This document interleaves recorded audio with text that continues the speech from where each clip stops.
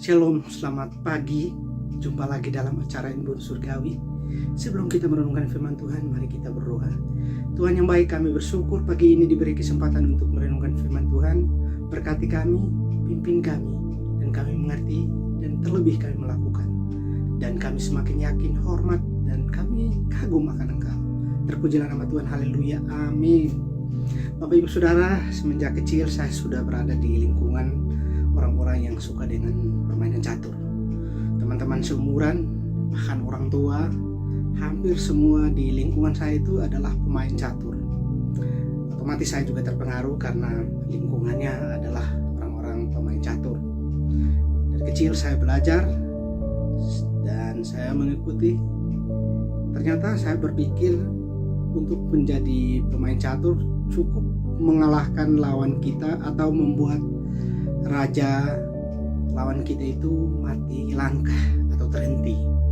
Itu yang ada dalam pemikiran saya, Bapak Ibu Saudara.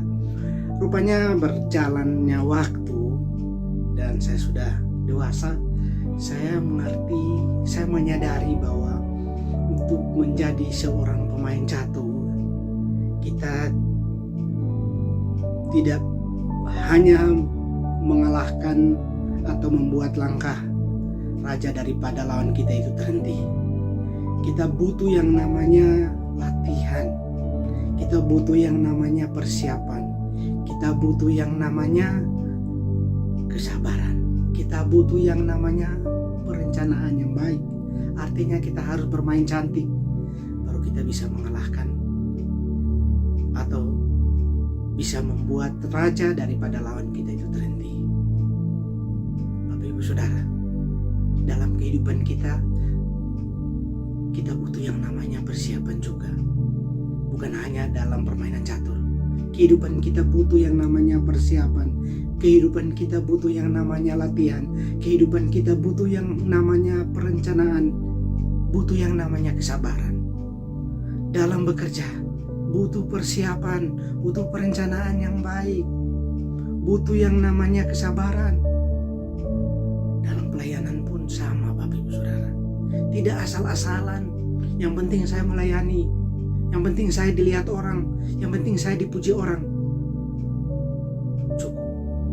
Tidak, Bapak Ibu Saudara. Kita butuh yang namanya latihan. Kita butuh yang namanya persiapan. Butuh yang namanya kesabaran.